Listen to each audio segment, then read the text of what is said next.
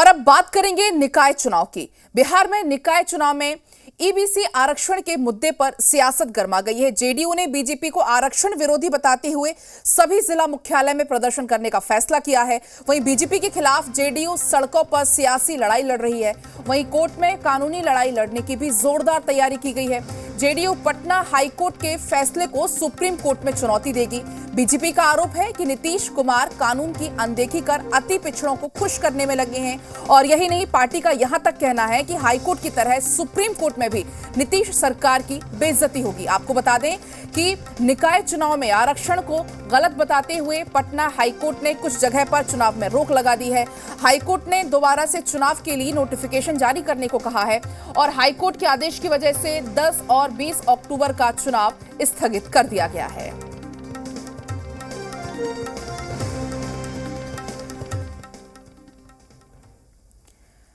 तो देखिए, निकाय चुनाव पर रोक सीएम के अहंकार का नतीजा। सरकार ने हड़बड़ी में की बड़ी गड़बड़ी, सबकी भावनाओं के साथ लेकर चलना चाहिए था, यह बयान सामने आया है। संवैधानिक संस्थाओं पर सरकार को भरोसा नहीं। तो ये विजय कुमार सिन्हा ने यह बयान दिया। क्या कुछ उन्होंने कहा है वो आपको सुनाते हैं। देखिए, ये तो बिना विचारे जो करे सो पाछे पछताए वाला हाल है। ये सरकार बिना जब हाईकोर्ट और सुप्रीम कोर्ट के अंदर मामला जब चल रहा था गंभीरता से लेनी चाहिए थी, और इसको जब तक अस्थायी निदान और निर्देश का पालन नहीं होता है नहीं करना चाहिए था। हड़बड़ी में ये गड़बड़ी हुआ है और गलती स्वयं करे और दूसरे के मत्थे मढ़ी।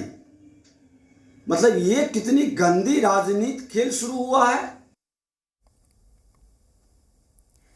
और तमाम जानकारी के साथ जी मीडिया संवाददाता रुपेंद्र जुड़ गए हैं। रुपेंद्र, देखिए, बिहार में निकाय चुनाव को लेकर सियासत लगातार गर्मा रही है और अब इस मुद्दे पर प्रदर्शन का फैसला भी कर लिया गया है। देखिए, बिहार में निकाय चुनाव को लेकर सियासत जो गरमा रही है और जिस तरह से हाईकोर्ट के जिस तरह से फैसले आए उसके बाद जो है सियासत गरमा गई है। अब ये मामले को है, चाहे बीजेपी हो या जेडीयू हो, सभी भुनाने में लगी हुई है। बीजेपी जहां तक मुख्यमंत्री नीतीश कुमार, मुख्यमंत्री तेजस्वी यादव को कोसने में लगी है। बीजेपी नियमों का हवाला दे रही है कि नियमों का पालन जो है नहीं किया गया। उसके बाद हाईकोर्ट ने ऐसा फैसला दिया है।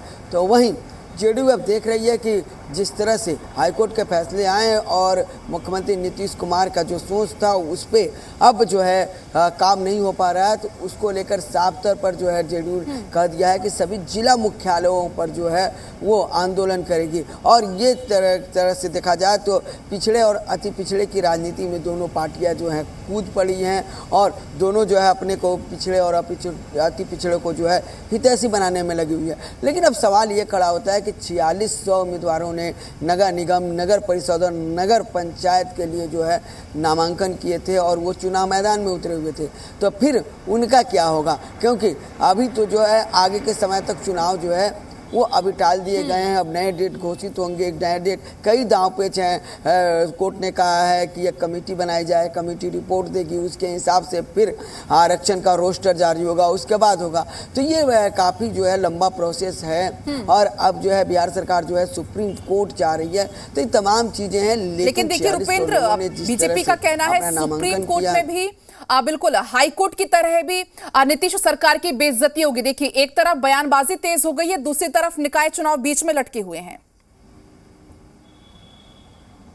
निकाय चुनाव बीच में लटके हुए और सुप्रीम कोर्ट क्या करेगी क्या नहीं करेगी वो कोर्ट का फैसला है। बीजेपी जो है विपक्ष की पार्टी है, वो अपना बात कह रही है, लेकिन कोर्ट के फैसले को ना हम कह सकते हैं नहीं कोई और कह सकता है। कोर्ट का अपना काम है, कोर्ट अपना काम करेगा। लेकिन अब ये जो हालात है, राजनीति जो है पिछड़े और अति पिछड़े को लेकर जो है काफ़ी हो रही है और साफ तौर पर जो है जो 4600 लोगों ने नामांकन जो किया था उनका भी जो भविष्य जो है अधर में लटकता जो है दिखाई दे रहा है। अब कब तक जो है आगे होंगी साथ ही विकास के कार्य जो है रुकेंगे। नगर निकाय, नगर पंचायत, नगर निगम में जो विकास के कार्य हो रहे हैं, अगर चुनाव नहीं होते हैं तो फिर होंगे, फिर वो प्रशासन के हाथ में जाएगा। फिर अब राजनीतिक पार्टियां ये कहेंगे कि प्रशासनिक लोग जो है वो ठीक से काम बिल्कुल नहीं कर रहे हैं। रुपेंद्र, कुल मिलाकर कह सकते हैं अब आरक्षण के मुद्दे पर महागठबंधन और बीजेपी में जमकर ठनी हुई है। बहुत बहुत आपका फिलहाल शुक्रिया तमाम जानकारी